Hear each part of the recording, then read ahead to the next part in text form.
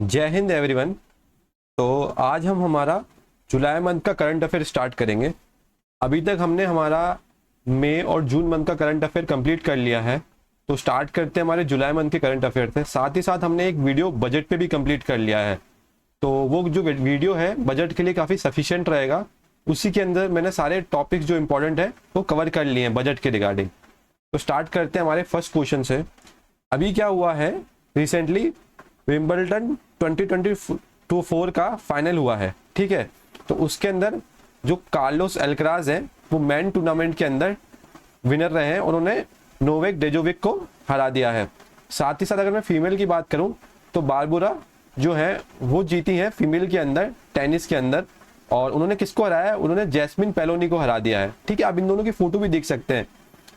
ये अपनी बारबोरा है और ये कार्लोस अल्कराज है। तो इस क्वेश्चन का आंसर जो हो जाएगा वो हमारा 1 और 2 हो जाएगा। बट हमको क्वेश्चन तक ही सीमित नहीं रहना, उसके आगे भी सोचना है। आगे बढ़ते हैं हम। कुछ फैक्ट्स है रिगार्डिंग ग्रैंड स्लैम जिसके बारे में हमको जान लेना चाहिए, ठीक है। ग्रैंड स्लैम मतलब टेनिस के अंदर हमारे 4 टूर्नामेंट आते हैं मेनली। सबसे पहले ऑस्ट्रेलिया, फ्रेंच ओपन, ठीक है, Wimbledon open and US open. ये 4 टूर्नामेंट आते हैं हमारे टेनिस के रिगार्डिंग, ठीक है। तो इनके रिगार्डिंग कुछ फैक्ट्स हैं। अगर कोई प्लेयर ये चारों टूर्नामेंट जीत जाता है, Australia open, French open, Wimbledon open and US open, single calendar year में, मतलब एक ही साल 2024 के अंदर अगर कोई चारों टूर्नामेंट जीत जाता है तो उसको ग्रैंड स्लैम का टाइटल दिया जाता है। सेकंड, अगर मैं बात करूं करियर ग्रैंड स्लैम की, वो प्लेयर है वो चारों टाइटल तो जीता है, बट साथ ही साथ उसने बस वो सेम ईयर में नहीं जीता है, उसकी वो करियर का पार्ट है, ठीक है।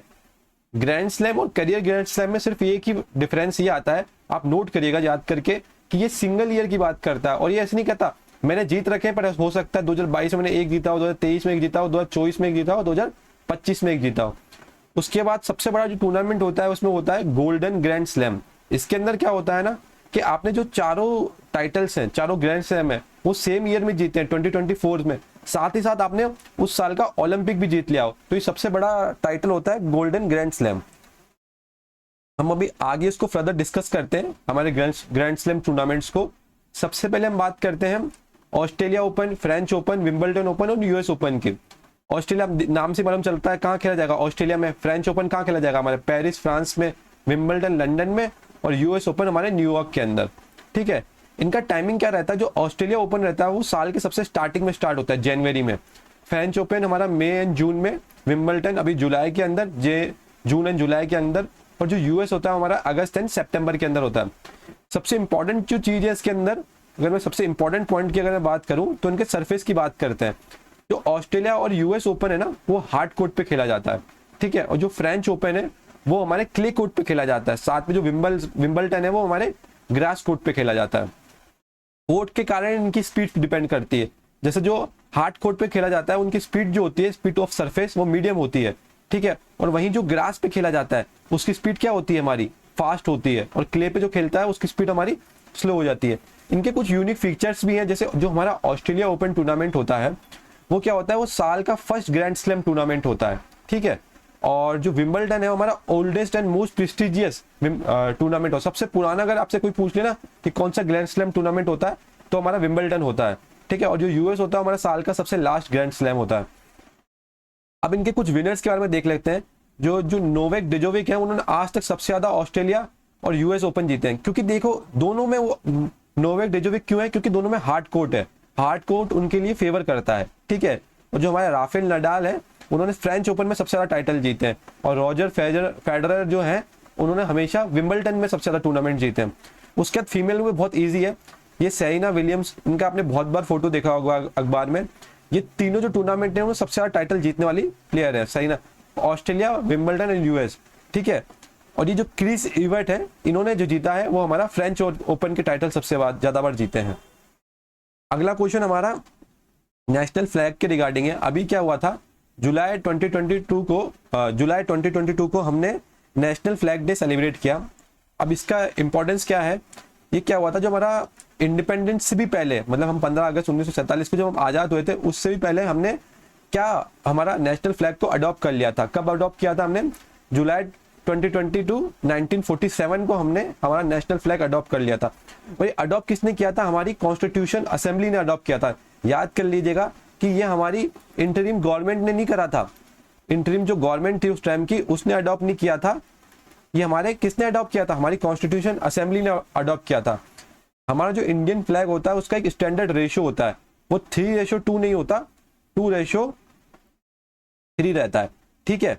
और उसमें अशोक चक्र होता है, और अशोक चक्र में कितने चक्र होते हैं? हमारे 24 चक्र रहते हैं। अब सबसे इंपॉर्टेंट बात मेरी ये आती है कि ये अशोक चक्र क्या स्टार्टिंग से हमारे फ्लैग में था? जी नहीं, अशोक चक्र स्टार्टिंग से हमारे फ्लैग में नहीं था।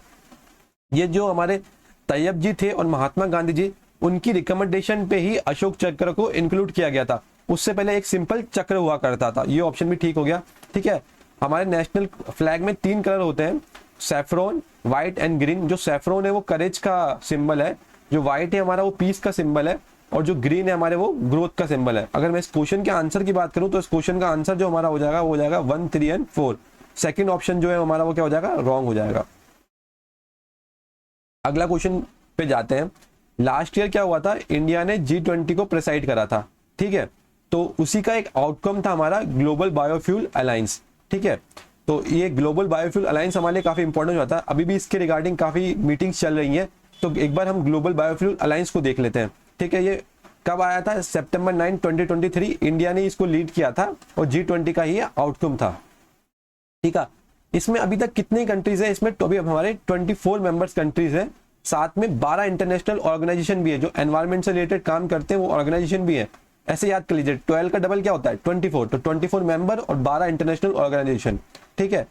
सबसे इंपॉर्टेंट बात ये कि यार इसमें कंट्रीज लाइक चाइना, जिनका बहुत ज्यादा इंटरेस्ट है बायोफ्यूल अलायंस में, जो बहुत ज्यादा पॉल्यूशन पे काम कर रही है अभी, वो इसका पार्ट नहीं है, ठीक है। तो अगर मैं इस क्वेश्चन के आंसर की बात करूं तो हमारा क्या होगा? 1, 2 एंड 3। चाइना इसका पार्ट नहीं है, क्योंकि चाइना जिस मिशन को इंडिया लीड करता है ना, वहां चाइना हमेशा बॉयकॉट करता ही है, उसको अपनाता ही नहीं है। अगले क्वेश्चन पे जाते हैं। अभी क्या हुआ था?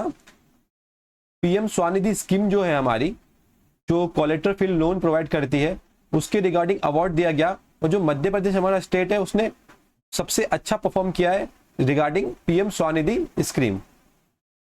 तो अभी हमारे लिए पीएम स्वनिधि स्कीम इंपॉर्टेंट हो जाती है। ये क्यों लेके आए थे स्कीम? ये हमारे स्वनिधि स्कीम हमारे स्ट्रीट वेंडर्स के लिए लेके आए थे। सबसे इंपॉर्टेंट पॉइंट तो इसका यही क्वेश्चन के अंदर ही दिया हुआ है। इसको कौन सी मिनिस्ट्री देती है? Ministry of housing and urban affair है, वो इसकी नोडल मिनिस्ट्री है, वो इसको देखती है। याद लिख दीजिएगा, ऑप्शन में अगर स्किल आ जाए, स्किल वाली मिनिस्ट्री आए तो उस पर टिक मत कीजिएगा, ठीक है। Ministry of housing and urban affair इसकी नोडल मिनिस्ट्री है। इसके अंदर क्या होता है? 3 साइकिल के अंदर आपको लोन दिया जाता है। जो पहली साइकिल होती है वो 10,000 की होती है, ठीक है। दूसरी साइकिल जो होती है उसकी वो 20,000 की होती है। जो तीसरी साइकिल होती है वो 50 है, मैक्सिमम 50,000 और टोटल 80,000 दिया जाता है, ठीक है। ये 3 साइकिल होती है इसके अंदर। अगर आप टाइम पे पेमेंट कर दे देते हैं तो आपको 7% का सब्सिडीज भी मिलाता है। किसके अंदर? इस स्कीम के अंदर। साथ ही साथ अगर आप डिजिटल ट्रांजेक्शन्स का यूज करते हैं, जैसे हम लोग फोन पे, पेटीएम, इन सब का यूज करते हैं, तो आपको क्या इंसेंटिवाइज किया जाएगा, आपको कैशबैक्स भी दिए जाएंगे। तो अगर मैं इस क्वेश्चन की बात करूं तो इस क्वेश्चन का आंसर हमारा क्या हो जाएगा? 2 एंड 3। फर्स्ट गलत है, क्योंकि ये क्या बोला है फर्स्ट के अंदर कि जो फर्स्ट साइकिल है, फर्स्ट लोन साइकिल, उसके अंदर 50,000 नहीं, फर्स्ट लोन साइकिल के अंदर तो आपको 10,000, सेकंड लोन साइकिल के अंदर आपको 20,000, और थर्ड लोन साइकिल के अंदर 50,000। और टोटल में बात करूं तो कितना हो जाएगा? टोटल की मैं बात करूं तो टोटल हो जाएगा मेरा 50,000 और 80,000, सॉरी। उसके बाद हम जाते हैं सेम ये अवार्ड एक और जो अभी मिला था ये स्वनिधि का, तो उसका थीम क्या था? उस अवार्ड का थीम क्या था? उस अवार्ड का थीम ये था, उत्कर्ष की ओर बड़े कदम, ऑप्शन बी। तो ये इस इवेंट का थीम क्या था जो अभी अपने मध्य प्रदेश को हाईएस्ट अवार्ड मिला स्वनिधि स्कीम के रिगार्डिंग? उस अवार्ड का थीम था हमारा उत्कर्ष की ओर बड़े कदम। ये आप इमेज भी देख सकते हैं। अगला क्वेश्चन हमारा एक्सरसाइज के रिगार्डिंग है, ठीक है। तो एक एक्सरसाइज होती है मालाबार नवल एक्सरसाइज, ठीक है। मालाबार नवल एक्सरसाइज जो होती है हमारी, वो क्वाड मेंबर्स के बीच में होती है, ठीक है। और ये भी कहाँ पे हो रही है? हमारे बे ऑफ बंगाल के अंदर हो रही है। आप कंफ्यूज मत हो जाइएगा कि मालाबार तो हमारे केरला साइड कोस्ट का पार्ट है, तो ये अरेबियन सी में होनी चाहिए, बे ऑफ बंगाल में नहीं। ये अलग अलग इंडियन ओशन और पैसिफिक ओशन में अलग अलग जगह पे होती है। अभी प्रेजेंटली कहाँ हो रही है? ये बे ऑफ बंगाल के अंदर हो रही है, और उसमें क्वाड की चारों कंट्रीज है वो पार्टिसिपेट करती है, India, Australia, US and Japan. ये किसकी कंट्रीज है? ये क्वाड के पार्ट्स हैं सारे, ठीक है। उसके बाद में बात करूं इस बार का थीम क्या है, इस बार का एजेंडा क्या है। इस बार का एजेंडा ये है कि anti submarine warfare and military missile, इनकी बात करते हैं। ये anti submarine warfare and military interoperability. Submarine जो है ना वो मेन इसका एपिसेंटर है, मेन मुद्दा है इस बार, ठीक है। स्टार्टिंग की अगर मैं बात करूं, जो ये मालाबार एक्सरसाइज है ये इंडिया और यूएस ने 1992 में स्टार्ट किया था। उसके बाद क्या हुआ, ऑस्ट्रेलिया और जापान ने भी इनको साथ में ज्वाइन कर लिया बाद में। तो पहले तो ये बायलेटरल हुआ करती थी, मल्टीलेटरल ये बाद में हुई। कल को क्वेश्चन आ जाता है कि स्टार्टिंग से ये मल्टीलेटरल थी, जी नहीं ऐसा नहीं है। स्टार्टिंग में तो इंडिया और यूएस ही थे, बाद में ये मल्टीलेटरल हुआ। सिमिलरली एक और एक्सरसाइज चल रही है तरंग शक्ति, जिसको एयरफोर्स, इंडियन एयरफोर्स लीड कर रही है। इसमें क्वाड मेंबर्स तो हैं, साथ ही साथ क्वाड मेंबर के अलावा यूके, फ्रांस, जर्मनी, यूएई और सिंगापुर भी हैं। तो इस क्वेश्चन का आंसर क्या हो जाएगा, 1, 2, 3 एंड 4, ये चारों उसका आंसर हो जाएगा। याद रखिएगा 2 एक्सरसाइज, एक मालाबार नवल और एक तरंग शक्ति, ये दोनों एक्सरसाइज याद कर लीजिएगा। ये तरंग शक्ति का भी आप इमेज देख सकते हैं। अगले क्वेश्चन पे जाते हैं हम। अभी जो इंडियन एयरफोर्स है और ऑस्ट्रेलिया की जो एयरफोर्स है उनके बीच में एक एक्सरसाइज चल रही है। एक्सरसाइज का नाम है एक्सरसाइज पिच ब्लैक। सिंपल नाम पूछ सकता है आपसे। अभी हमारे प्रेसिडेंट ऑफ इंडिया ने क्या किया था, गैलेंट्री अवार्ड्स दिए गए थे। तो हम एक बार गैलेंट्री अवार्ड्स को देख लेते हैं हमारे, ठीक है। ये जो अवार्ड्स है हमारे, ये ब्रेवरी और जो हमारा पीस टाइम होता है ना, दोनों में दिया जाता है। मतलब वॉर और पीस टाइम दोनों में दिया जाता है। साथ ही साथ ये हमारा मैन और वुमेन दोनों को दिया जाता है। कभी कोई ऐसे बोले कि ये सिर्फ और सिर्फ वॉर टाइम में दिया जाता है, नहीं, वॉर और पीस दोनों में टाइम में ये अवार्ड हमारे दिया जाता है फॉर एक्सेप्शनल सर्विस और सेक्रीफाइस, ठीक है। अगर मैं बात करूं इस अवार्ड्स की, तो इस अवार्ड को देता कौन है? इस अवार्ड को हमारे कौन देते हैं? Supreme commander of army. Supreme commander of army कौन होते हैं? हमारे प्रेसिडेंट ऑफ इंडिया, वो इस अवार्ड को देते हैं। कितनी बार ये अवार्ड अनाउंस होता है? ये अवार्ड साल में 2 बार अनाउंस होता है, एक इंडिपेंडेंस डे पे और एक हमारा रिपब्लिक डे पे। 2 टाइम हमें ये अवार्ड हमारे को साल में अनाउंस होता है। इसके अगर मैं अवार्ड्स की देख लूं तो जो 3 अवार्ड आप स्टार्टिंग के देख रहे हैं ना, ये जो तीन होते हैं ये वॉर टाइम अवार्ड्स होते हैं। क्या होते हैं? ये वॉर टाइम अवार्ड्स। और ये लास्ट की जो 3 आप देख रहे हैं ये होते हैं हमारे पीस टाइम अवार्ड। मतलब ये युद्ध के टाइम जो दिए जाने वाले हैं और ये शांति के टाइम दिए जाने वाले हैं। सबसे ज्यादा जो हाईएस्ट ऑनर अवार्ड होता है वो होता है परमवीर चक्र, उसके बाद होता है महावीर चक्र और उसके बाद होता है वीर चक्र।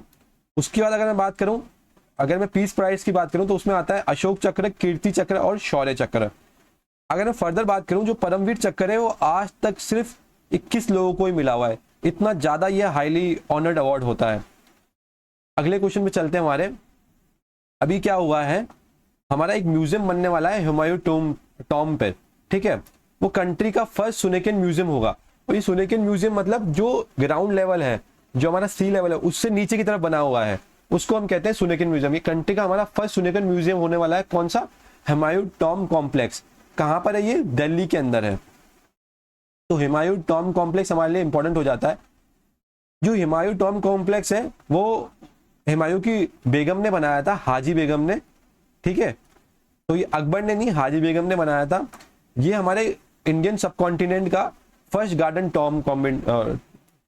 टॉम है, ठीक है। इससे पहले कभी भी गार्डन का टॉम में यूज नहीं किया जा सकता। तो ये फर्स्ट गार्डन टॉम है इंडियन सबकॉन्टिनेंट का, ठीक है। अगर इसकी मैं बात करूं तो हुमायूं टॉम की, इसके अंदर आपको दोनों तरह के इन्फ्लुएंस दिखेंगे, पर्शियन इन्फ्लुएंस भी दिखेगा और इंडियन इन्फ्लुएंस भी दिखेगा। तो इस क्वेश्चन के आंसर की अगर मैं बात करूं तो 1, 2, 3 इसका आंसर।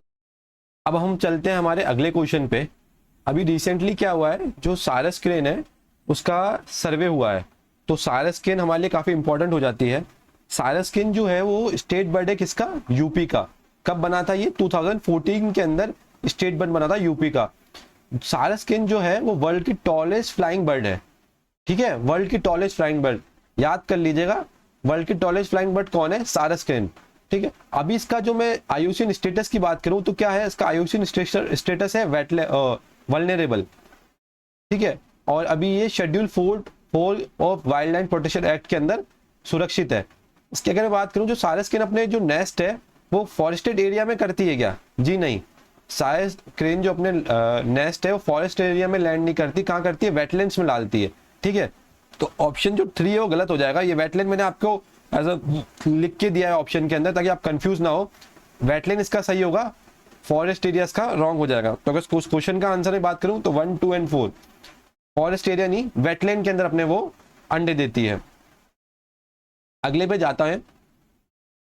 अगला क्वेश्चन ये है कि अभी क्या हुआ है, झारखंड के अंदर हूल दिवस सेलिब्रेट किया गया है, ठीक है। तो इनमें से कौन से ऐसे लोग हैं जो संथाल रिबेलियन के साथ एसोसिएट नहीं है। चलो पहले हम देख लेते हैं। संथाल रिबेलियन याद है, जस्ट बिफोर ऑफ 1857 की क्रांति से पहले हुआ था, ठीक है।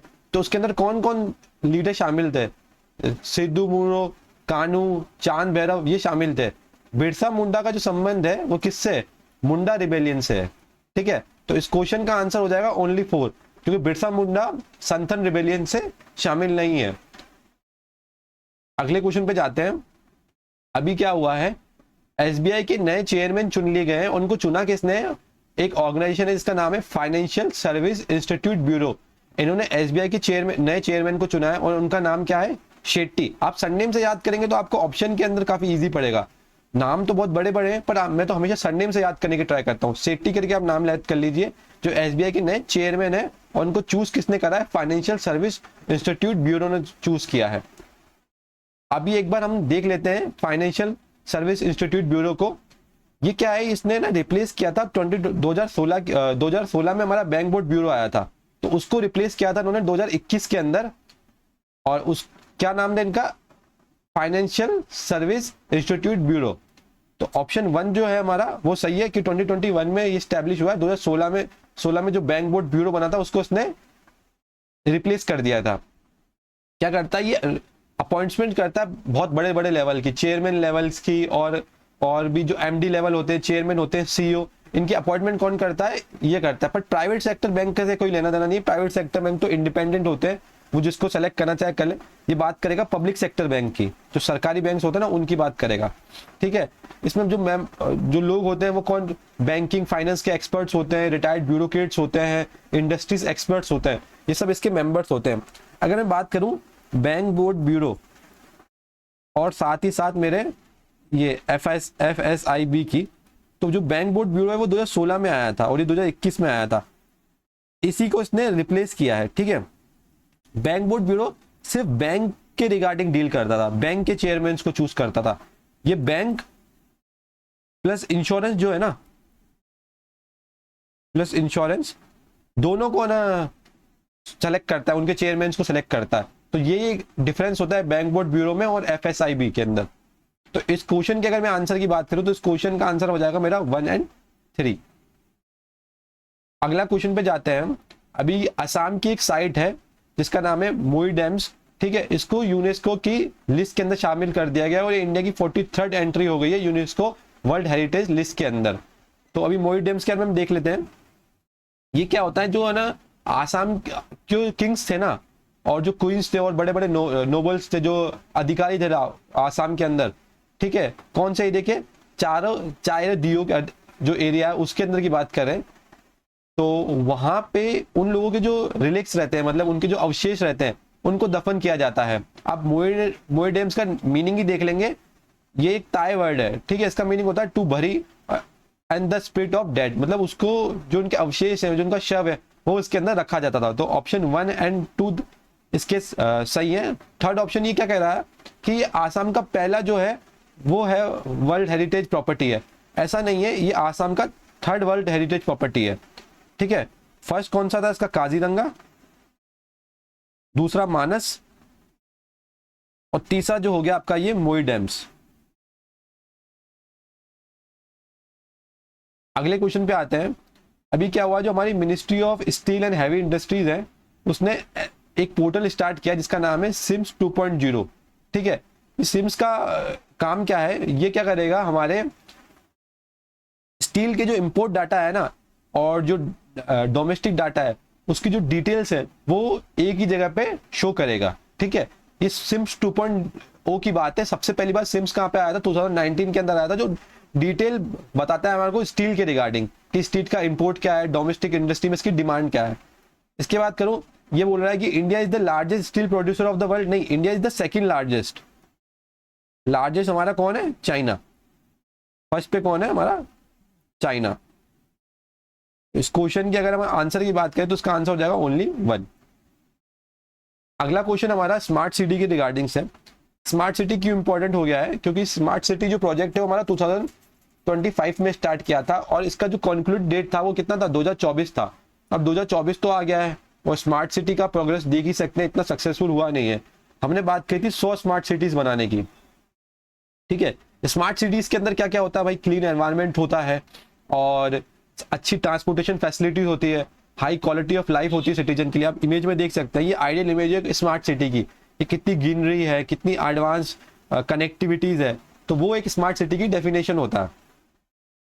अगर मैं बात करूं किस स्टेट के अंदर सबसे ज्यादा स्मार्ट सिटीज बनाने की बात हुई है, तो यूपी की बात हुई है जिसमें सबसे ज्यादा highest number of smart cities बनेंगे। उसके बाद तमिलनाडु और फिर महाराष्ट्र के अंदर।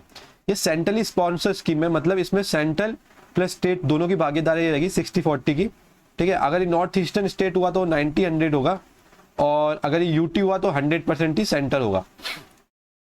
तो इस क्वेश्चन का आंसर हो जाएगा 1, 2, 3 एंड 4।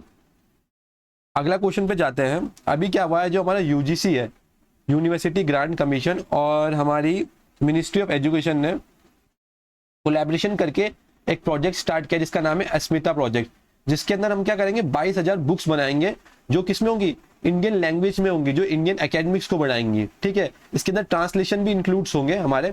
साथ ही साथ हमें बनाएंगे बहुभाषा शब्दकोश, मतलब एक तरह की डिक्शनरी बनाएंगे जिसके अंदर डिफरेंट इंडियन लैंग्वेजेस हैं उसके रिगार्डिंग ट्रांसलेशन रहेगा, उसकी डिक्शनरी रहेगी। और ये कौन बना रहा है, central institute of Indian languages. ये किसको बनाएगा, बहुभाषा शब्दकोश को। और ये काम किसे करेंगे, यूजीसी और मिनिस्ट्री ऑफ एजुकेशन के अंडर काम करेंगे। अस्मिता का अगर कोई फुल फॉर्म पूछ ले तो फुल फॉर्म क्या होता है, augmented study material in Indian languages, मतलब इंडियन लैंग्वेजेस को हमको प्रमोट करते रहना है।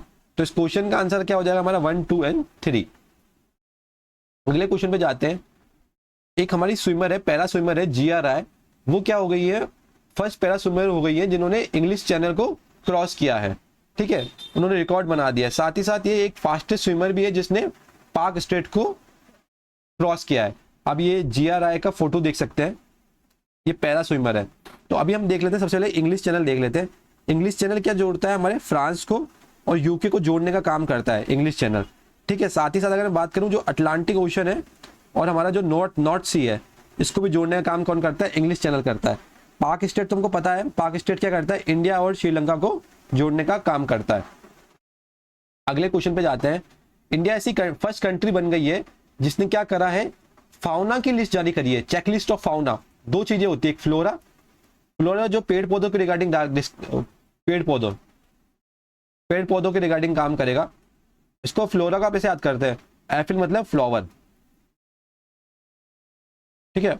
और फाउना जो होता है हमारा वो एनिमल से डील करता है, जानवरों से डील करता है, ठीक है। तो जियोलॉजिकल सर्वे ऑफ इंडिया है, उसने फाउना की चेकलिस्ट दी है, ठीक है।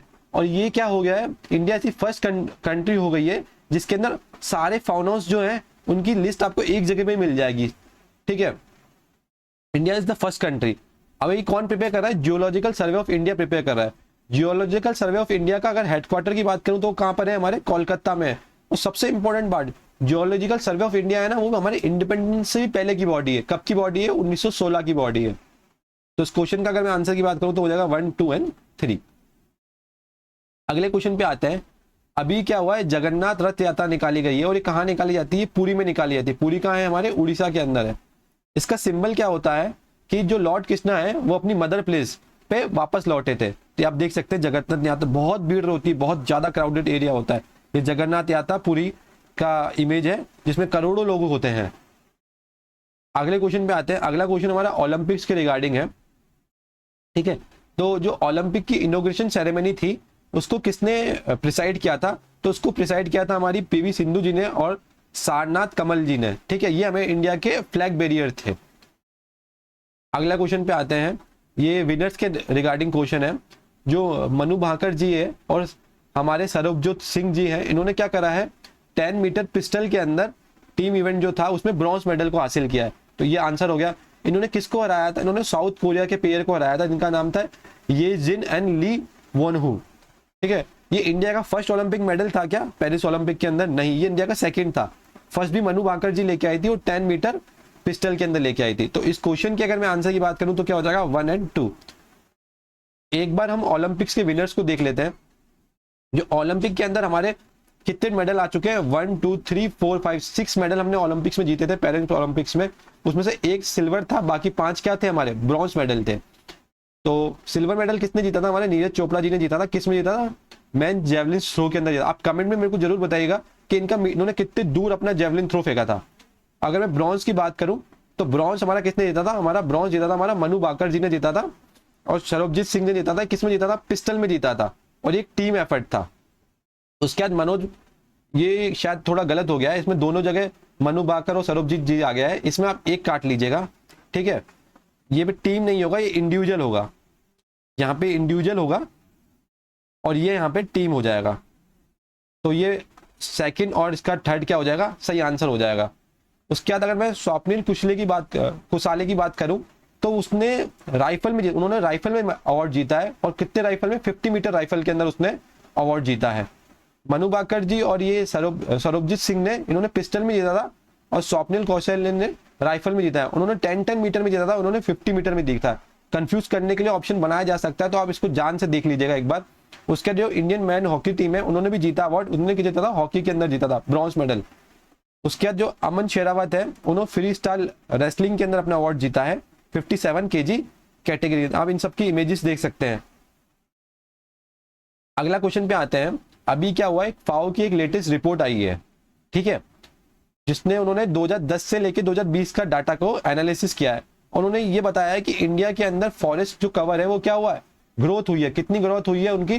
2,66,000 हमारी हेक्टेयर्स की ग्रोथ हुई है फॉरेस्ट एरिया के अंदर।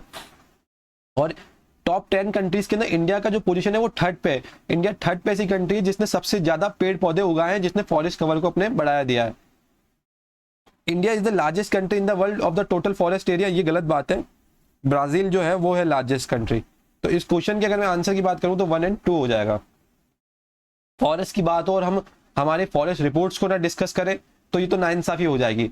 तो हम हमारी Indian state of forest report को देख लेते हैं एक बार, जो 2021 में आई थी। हर 2 साल में आती है ये। अभी 2023 वाली पेंडिंग है, पर वो क्योंकि कोविड का रीजन दिया जाता है, कोविड के कारण वो पेंडिंग हो गई थी, तो शायद वो 2024 या 25 में हमारी आ जाएगी।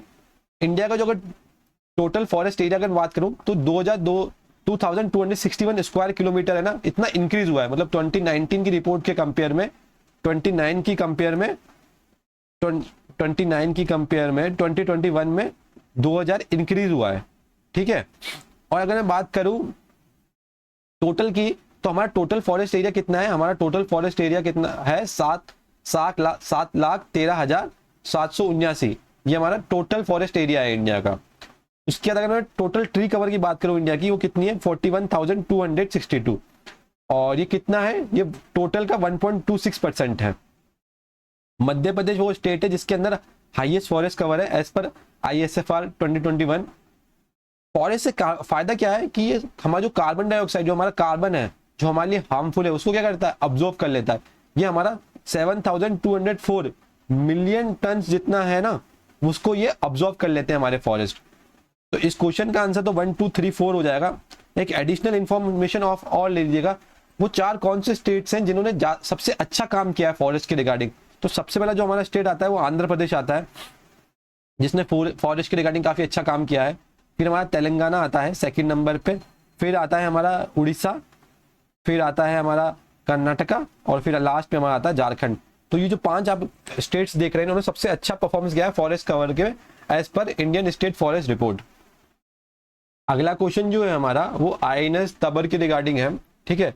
जो INS तबर है वो रिसेंटली जर्मनी के कोस्ट पे खड़ा है, वो जर्मनी में गया हुआ है एक्सरसाइज के लिए।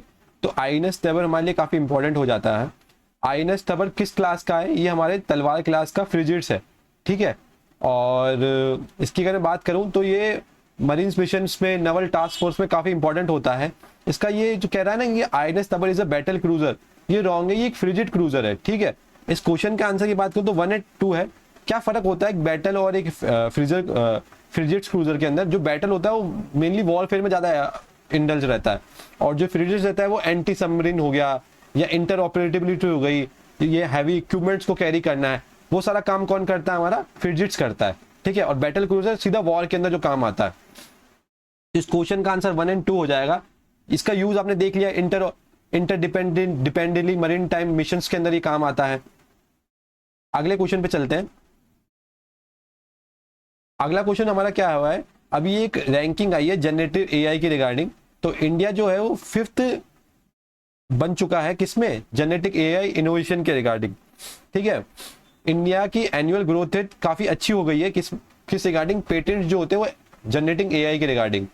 बट इंडिया के आगे जो 4 कंट्रीज है वो कौन कौन है? चाइना सबसे ज्यादा जो एआई में सबसे ज्यादा हैवी इन्वेस्टमेंट कर रहा है, जो सबसे ज्यादा पेटेंट्स ला रहा है, वो कौन लेके आ रहा है? चाइना। उसके बाद आता है यूएस, फिर रिपब्लिक ऑफ कोरिया, जापान, और 5th पे हमारा आता है इंडिया। तो इस क्वेश्चन के अगर मैं आंसर की बात करूं तो क्या हो जाएगा? 1, 2 और 3। अभी एक विराट रामायण टेम्पल बन रहा है, कहाँ बन रहा है ये? ईस्ट चंपारण और बिहार में भी बन रहा है विराट रामायण टेम्पल। तो इसमें किस किस अदर टेम्पल्स का इन्फ्लुएंस दिखता है?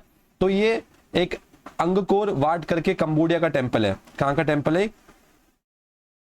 कंबोडिया, ठीक है। रामानंद स्वामी टेम्पल तमिलनाडु। मीनाक्षी सुदर्शवर टेम्पल ये कहाँ का? ये भी तमिलनाडु। तमिलनाडु में कहाँ का की बात करूं तो हमारा बात करते हैं तमिलनाडु से ही है। तमिलनाडु में ये है हमारे, मुझे याद नहीं आ रहा, एक बार देख लीजिए। तमिलनाडु में जहां पे पांड्यास की कैपिटल हुआ करती थी, वहां पे मदुरई से है ये, ठीक है। अगले क्वेश्चन पे आते हैं। अगला क्वेश्चन हमारा रिगार्डिंग है एससीओ, शंघाई कोऑपरेशन ऑर्गेनाइजेशन के रिगार्डिंग हमारा क्वेश्चन है। अभी क्या हुआ, जो बेलारूस है वो 10th मेंबर बन गया है किसका? शंघाई कोऑपरेशन ऑर्गेनाइजेशन का। तो शंघाई कोऑपरेशन ऑर्गेनाइजेशन हमारे लिए काफी इंपॉर्टेंट हो गया है। बेलारूस पहले क्या था? एक ऑब्जर्वर स्टेट था, अब वो परमानेंट स्टेट बन गया है एससीओ का। आप ये मेंबर्स देख सकते हैं एससीओ के ओल्ड। अभी हम चलते हैं एससीओ के अगले क्वेश्चन पे। एससीओ कब बना था? 2001 में एससीओ बना था, 2001 के अंदर। और इसके अंदर ऑफिशियली मतलब फाउंडेशन जो कंट्री थी वो कौन कौन सी थी? इसमें थी चाइना, इसमें फाउंडिंग कंट्रीज थी, और इसके साथ 6 कंट्रीज और थी। इंडिया इसका फाउंडिंग मेंबर नहीं था, पर 2017 के अंदर एक समिट हुई थी जिसका नाम था अस्ताना। उसके अंदर इंडिया प्लस हमारा सबसे अच्छा दोस्त पाकिस्तान, वो इसके मेंबर बन चुके थे। बेलारूस ने क्या करा था? इसको ज्वाइन करा है अभी 2024 में, और 2021 के अंदर इसको ज्वाइन किया था किसने? ईरान ने। ये इकोनॉमिक कोऑपरेशन के साथ क्या सिक्योरिटीज की बात करता है। तो इसमें कहना है ना कि नो एम्फेसिस ऑन सिक्योरिटी, गलत बात है भाई। ये इकोनॉमिक प्लस सिक्योरिटी दोनों के रिगार्डिंग बात करता है। तो इस क्वेश्चन का अगर मैं आंसर की बात करूं तो हो जाएगा 1, 2 और 3। अगला क्वेश्चन पे चलते हैं। अगला क्वेश्चन हमारा है डिस्ट्रिक्ट मिनरल फाउंडेशन। इसकी अभी एक रिपोर्ट आई जिसमें बताया गया है कि इन्होंने बहुत अच्छा काम किया है डिस्ट्रिक्ट मिनरल फाउंडेशन ने, ठीक है। तो डिस्ट्रिक्ट मिनरल फाउंडेशन है क्या? ये 2015 में स्टैब्लिश हुआ था। माइनिंग एंड मिनरल एक्ट को हमने क्या किया था? अमेंड किया था। ये क्यों बना गया है? जो भी एरिया है जहाँ पे माइनिंग होती है वो थोड़े पिछड़े रह जाते हैं, तो उनको आगे बढ़ाने के लिए, उनको और प्रमोट करने के लिए उस माइन वाले एरिया को एक डिस्ट्रिक्ट मिनरल फाउंडेशन बनाया गया था, ठीक है। जिसका ऑब्जेक्टिव मैंने आपको बता ही दिया कि उसकी जो माइनिंग वाले एरिया है उसके यूथ को आगे बढ़ाना, वहाँ एजुकेशन बढ़ाना, वहाँ अच्छा हेल्थ इंफ्रास्ट्रक्चर बढ़ाना, ये इसका काम है।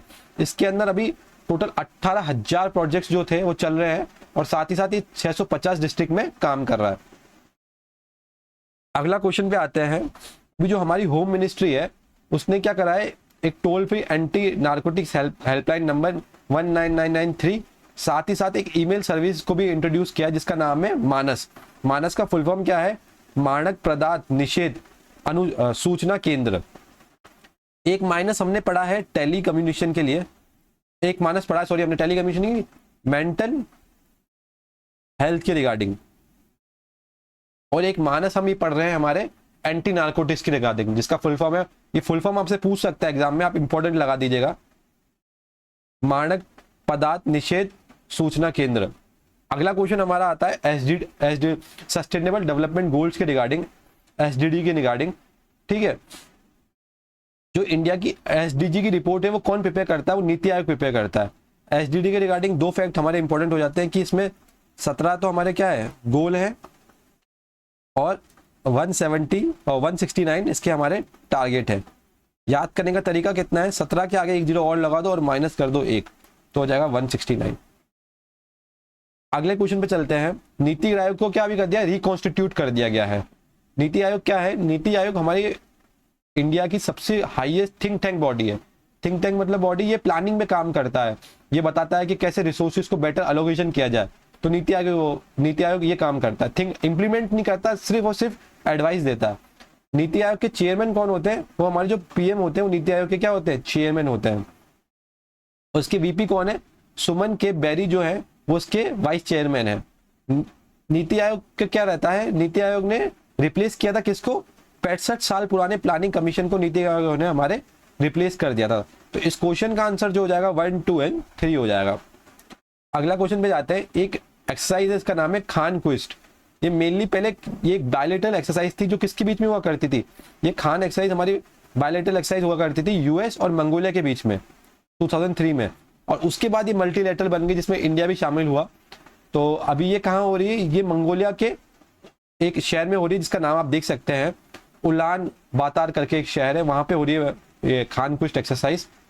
और ये मल्टीलेटरल पीस कीपिंग एक्सरसाइज है, ठीक है।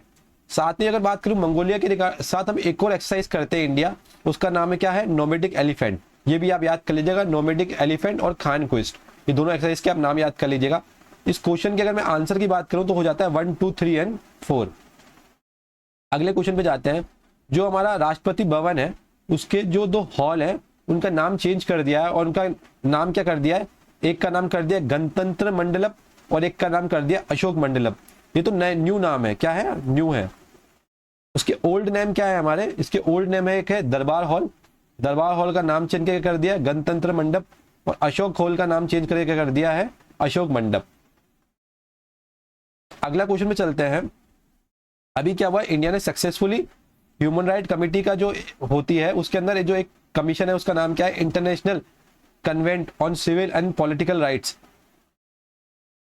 इसका पीरियोडिकली सर्वे करवाया और कंट्री में, और इंडिया सक्सेसफुली पास हुआ है इसके अंदर। तो जो 4 पीरियोडिक रिव्यू करवाता है ह्यूमन राइट कमेटी, और किस चीज के रिगार्डिंग होता है? ये international convent of civil and political right, उसका पीरियोडिक सर्वे हुआ और इंडिया इसमें सक्सेसफुली क्लियर कर दिया गया है। अगला क्वेश्चन पे चलते हैं। अभी जो हमारे honourable prime minister Narendra Modi ji हैं, उन्होंने क्या करा है? इंडियन न्यूज़पेपर सोसाइटी है उसको इनोग्रेट किया गया। उन्होंने कहा इनोग्रेट किया है इसको? इन्होंने इनोग्रेट किया है बांद्रा कुर्ला कॉम्प्लेक्स मुंबई के अंदर। अगले क्वेश्चन पे आते हैं। इंडिया जो है वो एशियन डिजास्टर प्रिपेयरनेस सेंटर कहाँ बनेगा? इंडिया के अंदर बनेगा। इंडिया और चाइना की रेस में थे कि चाइना बोला था कि एशियन डिजास्टर प्रिपेयर सेंटर वो चाइना में बने, और इंडिया चाहता था कि Asian disaster preparedness centre India में बने। तो इंडिया ने चाइना को सक्सीड कर दिया है और इंडिया बन चुका है जो इसको चेयर करेगा। तो चाइना को इंडिया ने सक्सीड करा है, बनेगा कहाँ पे? ये इंडिया में बनेगा। अगले क्वेश्चन पे चलते हैं। अभी क्या हुआ? एक पीएम मित्रा पार्क जो है वो तमिलनाडु में भी इसका एक शाखा बनाई गई है, इसकी एक ब्रांच बनाई गई है। तमिलनाडु में कहाँ बनाई गई है? पीएम मित्रा की विरुद्धानगर के अंदर इसको बनाया गया है। मित्रा पार्क आप समझते होंगे ना, मित्रा पार्क हमारे वो मेगा इंटीग्रेटेड टेक्सटाइल पार्क्स होते हैं जिसके अंदर आपको टेक्सटाइल से रिलेटेड सारी चीजें मिल जाती है, सारी फैसिलिटीज मिल जाती है। ये उन मित्रा पार्क की बात करता है, ठीक है। तो अभी तमिलनाडु में एक नया मित्रा पार्क बना गया जिसका नाम क्या है? पीएम मित्रा पार्क विरुद्धानगर। अगले क्वेश्चन पे चलते हैं। अगला क्वेश्चन ये है कि जो हमारे फॉरेन मिनिस्टर है जयशंकर जी, उन्होंने क्या करा है? महात्मा गांधी का एक स्टैचू इनोग्रेट करा है। कहां पर? टोक्यो के अंदर किया है, जो सिंबलाइज करेगा किसको? पीस एंड नॉन वायलेंस को। उसके बाद करते हैं, जो मिनिस्ट्री ऑफ अर्थ साइंस है हमारी, उसने अपना फाउंडेशन डे सेलिब्रेट किया है कब? 27। उनका फाउंडेशन डे कब आता है? 27 जुलाई को आता है, और फाउंडेशन ईयर क्या है उनका? 2006, मिनिस्ट्री ऑफ अर्थ साइंस। अगले क्वेश्चन पे चलते हैं। जो एयर इंडिया फ्लाइट है, एयर इंडिया ने क्या करा है? लार्जेस्ट ट्रेनिंग इंस्टीट्यूट खोला है। कहां पर? महाराष्ट्र के अमरावती डिस्ट्रिक्ट के अंदर एयर इंडिया ने। अगला क्वेश्चन पे चलते हैं। अब हम बर्तन खरीदते हैं स्टेनलेस स्टील के और एल्यूमिनियम के, उस पर भी आपको क्या मिल जाएगा? BIS स्टैंडर्ड मिल जाएगा। ये घोषित किसने किया है? मिनिस्ट्री ऑफ कॉमर्स ने किया है। मिनिस्ट्री ऑफ कॉमर्स के अंदर अगर मैं बात करूं तो कौन सा डिपार्टमेंट आता है? Department for promotional and industry and internal trade, इसको DPIIT कहते हैं। ये ओनली डिपार्टमेंट है जो कॉमर्स मिनिस्ट्री के अंदर काम करता है। ओनली डिपार्टमेंट वर्क करता है किसके अंदर? कॉमर्स मिनिस्ट्री के अंदर। कॉमर्स मिनिस्ट्री के अंदर। अगले क्वेश्चन में चलते हैं। अभी एक इनिशिएटिव स्टार्ट हुआ है जो हमारी एनवायरनमेंट मिनिस्ट्री ने निकाला है, आइडियाज फॉर लाइफ। इसका काम क्या होगा? To gather information ideas for environment friendly lifestyle. इसमें एनवायरनमेंट फ्रेंडली लाइफस्टाइल को हम क्या करेंगे? प्रमोट करेंगे। अगला क्वेश्चन पे चलते हैं। अभी क्या हुआ है, एक विंड टरबाइन जो है वो इंस्टॉल हुआ है। कहां पर? हमारे ये यहाँ पे ये विंड शब्द हट गया है, यहाँ पे विंड टरबाइन लिख दिए, विंड टरबाइन, ये विंड टरबाइन रिमूव हो गया है। अभी हमारे एक स्टेट है जिसमें हमारा विंड टरबाइन इंस्टॉल हुआ है और जो क्या काम करेगा, कैमरास और वाईफाई को क्या देगा? सप्लाई देगा। तो कौन सी जगह पे? वो केरला में स्टार्ट हुआ है। ये केरला का शहर का नाम है थेक्केकडी, जहाँ पे ये स्टार्ट हुआ है। थेक्केकडी करके जगह है, वहां पे ये केरला में स्टार्ट हुआ है। आप देख सकते हैं केरला के कुछ नेशनल पार्क और वाइल्ड लाइफ सेंचुरीज के नाम देख सकते हैं, जैसे वायनाड हमने सुन रखा है, साइलेंट वैली सुन रखा है, पेरियार टाइगर रिजर्व सुन रखा है, ठीक है। तो अब इराविकुलम हमने देख रखा है, तो आप देख लीजिएगा, ये एक बार इन सब नेशनल पार्क और वाइल्ड लाइफ सेंचुरी पे नजर मार लीजिएगा। अगला क्वेश्चन है, जो हमारा नागालैंड है उसको क्या बना दिया गया है? वो हॉर्टिकल्चर के अंदर उसको बेस्ट अवार्ड मिला है। सबसे ज्यादा अच्छा परफॉर्म किसने किया है हॉर्टिकल्चर के रिगार्डिंग? वो हमारे नागालैंड ने किया है। हॉर्टिकल्चर क्या होता है? जो हमारे बाग बागान रहते हैं ना, उनको हम हॉर्टिकल्चर कहते हैं। जैसे हमारा खीरे हो गया, ये हॉर्टिकल्चर में उगते हैं। अगर मैं फ्रूट्स की बात करूं तो हमारे, अगर मैं ग्रेप्स बात करूं, ग्रेप्स जो होते हैं, वाटरमेलन्स हो गए, ये सब किसके पास होते हैं? हॉर्टिकल्चर का पार्ट होता है। उसके बाद ये क्वेश्चन पे आप इंपॉर्टेंट लगा दीजिए क्योंकि यूपीएससी में पूछ लिया गया क्वेश्चन है, ठीक है। अभी क्या हुआ, जो त्रिपुरा है उसने एक फेस्टिवल को सेलिब्रेट किया है जिसका नाम क्या है? खर्ची पूजा, ठीक है। तो ये खर्ची पूजा फेस्टिवल किस स्टेट से रिलेटेड संबंधित है? वो है त्रिपुरा। अगला क्वेश्चन पे चलते हैं। जो हमारी वर्ल्ड की, अपने इंडिया की सबसे क्लीनेस्ट सिटी है इंदौर, उसने Guinness book of world record बनाया है। जिसने क्या बनाया है? उसने एक ही दिन के अंदर 11 लाख प्लांट ट्रीज को क्या करा? उसने प्लांट कर दिया गया है। तो इंदौर ने वर्ल्ड रिकॉर्ड बना दिया गया है जिसने 11 लाख ट्रीज को प्लांट किया है 24 घंटे के अंदर। अगले क्वेश्चन पे आते हैं। अभी क्या हुआ है, हम ग्रीन कोयला बना रहे हैं, ग्रीन चारकोल बना रहे हैं। और वो कहां से बना रहे हैं? हमारे वेस्ट से है ना, उससे हम चारकोल बना रहे हैं। और इसके लिए 2 बड़े बड़े प्लांट लगाए गए जिनकी जो कॉस्ट आई है वो 500 करोड़ करीब आई है। उन प्लांट्स के नाम क्या है? उन प्लांट्स के नाम है हमारे, वो कहाँ लगाए जाएंगे? वो प्लांट्स, हमारे प्लांट लगाए जाएंगे गुड़गांव और फरीदाबाद के अंदर। अगला क्वेश्चन जाते हैं कि जो हमारी मिनिस्ट्री ऑफ स्टैटिक्स है, जो हमारे सांख्यिकी मिनिस्ट्री है, जो हमारा डाटा निकालती है, उसने क्या करा है? ई सांख्यिकी पोर्टल करा है जिसके अंदर आपको एक ही जगह पे देश से रिलेटेड सारा डाटा और सब कुछ मिल जाएगा। अगला क्वेश्चन आता है हमारे निर्माण पोर्टल के रिगार्डिंग, ठीक है। निर्माण पोर्टल अभी तमिलनाडु के जो मिनिस्टर है उन्होंने इनॉग्रेट किया है, ठीक है। सॉरी, तमिलनाडु के मिनिस्टर नहीं, union minister of coal and mines को इन्होंने इनॉग्रेट किया है, इन्होंने स्टार्ट किया है। इसमें क्या होगा, जो भी बच्चे यूपीएससी प्रीलिम्स एग्जाम को क्लियर कर लेंगे और अगर वो माइंस वाले एरिया से जहां से कोल निकलता है तो उनको क्या होगा? फाइनेंशियल असिस्टेंट प्रोवाइड किया जाएगा, फाइनेंशियल एड प्रोवाइड किया जाएगा, वित्तीय सहायता की जाएगी उनकी, अगर आप माइंस वाले एरिया से हैं। अगले क्वेश्चन में जाते हैं। इंडिया पहली बार क्या करेगी? वर्ल्ड हेरिटेज कमेटी को चेयर करेगी। कब? 2024 में। अगले क्वेश्चन में चलते हैं। एक शहर करके एक पोर्टल है, उसको लॉन्च किया गया है किसके द्वारा? Women entrepreneurship platform and trans union CIBL के द्वारा। इसका काम क्या होगा? जो वुमेन है उनके अंदर फाइनेंशियल लिटरेसी, मतलब वित्तीय जानकारी को बढ़ाना और उनको इजीली क्रेडिट फैसिलिटी प्रोवाइड करवाना, क्रेडिट के रिगार्डिंग एजुकेशन प्रोवाइड करवाना। अगला क्वेश्चन आता है, एक प्रोजेक्ट स्टार्ट किया है, प्रोजेक्ट का नाम है प्रोजेक्ट परी। परी मतलब पब्लिक आर्ट ऑफ इंडिया। इसके अंदर हम क्या करेंगे? जो हमारे एशियन हेरिटेज है उसको हम मिक्स करेंगे किसके साथ? हमारी मॉडर्न थीम्स के साथ और टेक्निक्स के साथ, ठीक है। तो परी इनिशिएटिव याद कर लीजिएगा, ये आर्ट एंड कल्चर के रिगार्डिंग है, पब्लिक आर्ट ऑफ इंडिया इसके रिगार्डिंग है। और साथ में साथ इसमें हम क्या करेंगे? एंशियंट और मॉडर्न को मिक्सअप करेंगे। अगला क्वेश्चन पे आते हैं। अभी यूपी के प्रयागराज के अंदर हमने 75th anniversary of Indian constitution को सेलिब्रेट किया, जिसका थीम क्या था? हमारा संविधान हमारा सम्मान।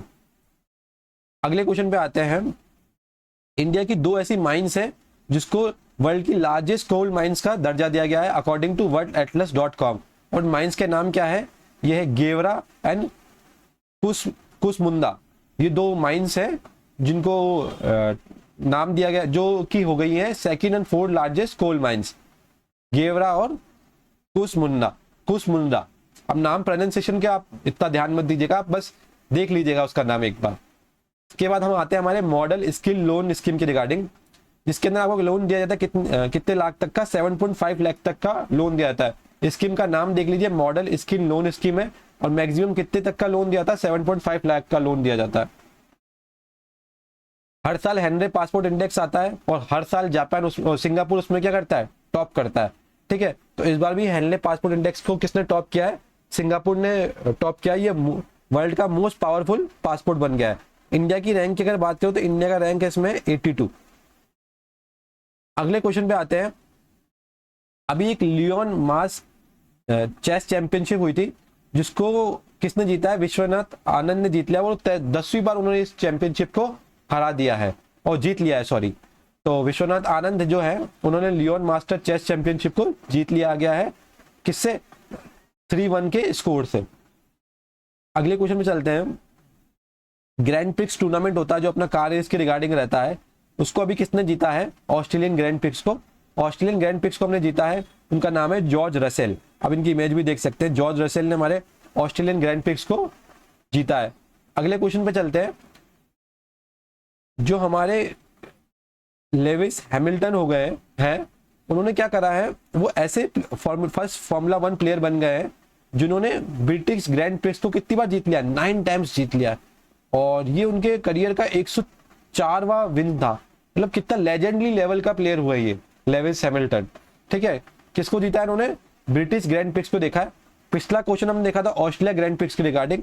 ठीक है, जो ऑस्ट्रेलिया में हुआ था हमारे, उसको जीता था जॉर्ज रसेल ने, और इसको जीता है हमारे लेविस हैमिल्टन ने। अगले क्वेश्चन पे चलते हैं। बहुत ही अच्छी बात है इंडिया के लिए कि फर्स्ट टाइम कोई एशियन जो मैन जो है वो international tennis hall of fame में शामिल हुए। उनका नाम क्या है हमारे, वो कौन से 2 लोग हैं, इनका नाम है Leander Paes and Vijay Amritraj. India first time क्या करेगा, world audio visual entertainment summit, इसको हम वेव्स कहते हैं, उसको क्या करेगा, चेयर करेगा। और कहाँ करेगा, ये गोवा के अंदर करेगा, इंडिया के अंदर। तो याद रखिएगा, वेव्स मतलब world audio visual entertainment summit जो है वो कहाँ स्टार्ट होगी, गोवा, इंडिया के अंदर स्टार्ट होगी। अगले क्वेश्चन पे आते हैं। Sahyadri LT base station, Indian army ने क्या एक सह्याद्री एलटी बेस स्टेशन बनाया है। ये क्यों खास है, क्योंकि ये इंडिया का first indigenous chip base 4G mobile station होगा। किसने बनाया, इंडियन आर्मी ने बनाया। और कहाँ बनाया है, सह्याद्री एलटी बेस स्टेशन। कौन सा, ये 4G मोबाइल बेस स्टेशन है। अगले क्वेश्चन पे आते हैं।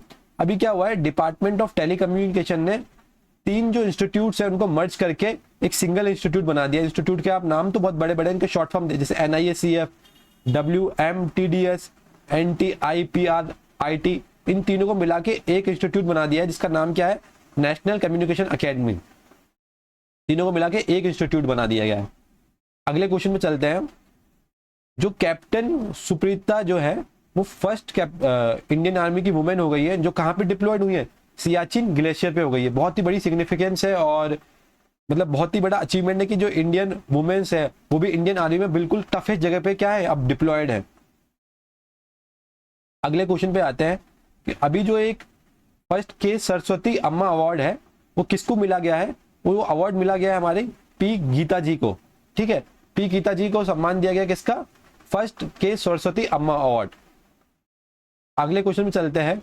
अगला क्वेश्चन हमारे PM नरेंद्र मोदी की रिगार्डिंग है।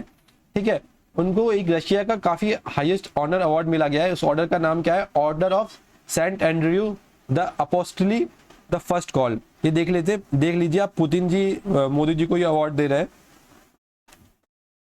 उसके बाद अगर मैं बात करूं तो सुदर्शन पटनायक जो है, इनका आपने बहुत जगह देखा होगा, ये बहुत अच्छे सैंड से बहुत अच्छे आर्ट्स बनाते हैं। तो इनको पीटर्सबर्ग रशिया के अंदर गोल्डन सैंड मास्टर का क्या मिला है, अवार्ड मिला है। काफी अच्छी अच्छी पेंटिंग्स बनाते हैं जो सैंड से रिगार्डिंग होती है। अगला क्वेश्चन ये है कि जो अभी इंडिया मोबाइल कांग्रेस है जो इनोवेशन के रिगार्डिंग काम करती है, उसका जो इस साल का थीम है वो क्या है, द फ्यूचर इज नाउ। अगले क्वेश्चन पे आते हैं। डॉक्टर आर बाला सुब्रमण्यम जी ने एक बुक लिखी है जिसका नाम है the power with in the leadership legacy of Narendra Modi. ठीक है, ये बुक देख सकते हैं, और किसने लिखी है? आर बाला सुब्रमण्यम जी ने। अगला क्वेश्चन पे चलते हैं। अभी गूगल की एक लेडी है, गूगल की एक एम्प्लॉय है, उन्होंने क्या बनाया? वर्ल्ड की फर्स्ट एआई ड्रेस बनाई है, और उनका नाम क्या है? क्रिस्टीना एर्नस्ट। ये जो लेडी है, इन्होंने फर्स्ट एआई ड्रेस बनाई है गूगल की। इनकी पूरी ड्रेस पे आप जो देख रहे हैं ना स्नेक, ये सब आर्टिफिशियल इंटेलिजेंस से स्नेक बन चुके हैं। फर्स्ट एआई ड्रेस है ये सारे स्नेक चलते रहते हैं, चलते रहते हैं, चलते रहता है, ये जो उनकी ड्रेस पे दिख रहे हैं आपको। अगला क्वेश्चन ये है, जो हमारी बजाज है, बजाज ने वर्ल्ड की फर्स्ट सीएनजी बाइक निकाल दी है। ठीक है, तो आप देख सकते हैं बजाज के ओनर है, तो ये हमारे नितिन गडकरी जी हैं। तो किसी भी देश ने आज तक कोई सीएनजी बाइक नहीं निकाली, और बजाज ने वो काम करके दिखा दिया। अगले क्वेश्चन चलते हैं। पीएम मोदी जी ने क्या करा है? इंडिया की longest and largest urban tunnel बना दी है। हम अर्बन टनल की बात कर रहे हैं यहाँ पे, है ना। और उस टनल का नाम क्या है? थाने बोरीवली ट्विन टनल, जिसकी लेंथ क्या होगी? 11.8 किलोमीटर। अगला क्वेश्चन ये है कि जून 25 को हमने क्या सेलिब्रेट करने स्टार्ट कर दिया है? उसको हमने एज अ संविधान हत्या दिवस के नाम से सेलिब्रेट किया, जिसको इंग्लिश में क्या कहते हैं? Constitution murder day.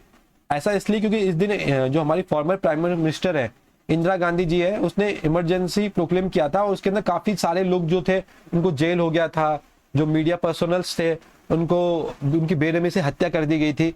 तो इस चक्कर में हमारे जो जून 25 को जो संविधान हत्या दिवस सेलिब्रेट किया जाता है। अगले क्वेश्चन पे आते हैं। अगला क्वेश्चन हमारा रिगार्डिंग है फाइनेंशियल स्टेबिलिटी रिपोर्ट के रिगार्डिंग है। इसको कौन पब्लिश करता है? इसको ईयरली आरबीआई क्या पब्लिश करता है। अगला क्वेश्चन है हमारा ऑल इंडिया फुटबॉल फेडरेशन के रिगार्डिंग। ठीक है, तो इसके कुछ विनर्स हैं, इन विनर्स के नाम याद रखिए। Mail player of the year, ये फुटबॉल में जो आप अच्छा परफॉर्म करते हैं ना, आउटस्टैंडिंग परफॉर्म करता है, उनको ही अवार्ड दिया जाता है। तो सरनेम से याद कीजिए। चांगते जो है वो कौन से है? Mail player of the year है। इंदुमती जो है वो क्या है? Female player of the year है। ठीक है, डेविड जो जी है वो डेविड क्या है? Promising man of player of the player है। जो नेहा जी है वो promising women player of the year है। तो इस क्वेश्चन का आंसर 1, 2, 3 एंड 4 हो गया। थैंक यू सो मच, आप लास्ट तक बने रहिए। ये कुछ बोनस क्वेश्चंस है आपके लिए। ठीक है, यहाँ बोनस टॉपिक है जो आपको काफी हेल्प करेंगे। जैसे आपने देखा कि जून के अंदर नई गवर्नमेंट आई थी। नई गवर्नमेंट आने के कारण क्या हुआ था? नई कैबिनेट कमिटीज बनी। दो तरह की कमिटीज हमने पढ़ी, एक पार्लियामेंट कमिटीज और कैबिनेट कमिटीज। कैबिनेट कमिटीज क्या करती है? जो हमारी कैबिनेट होती है उसको असिस्ट करने का काम करती है। तो हमारे पास 8 कैबिनेट कमिटीज है।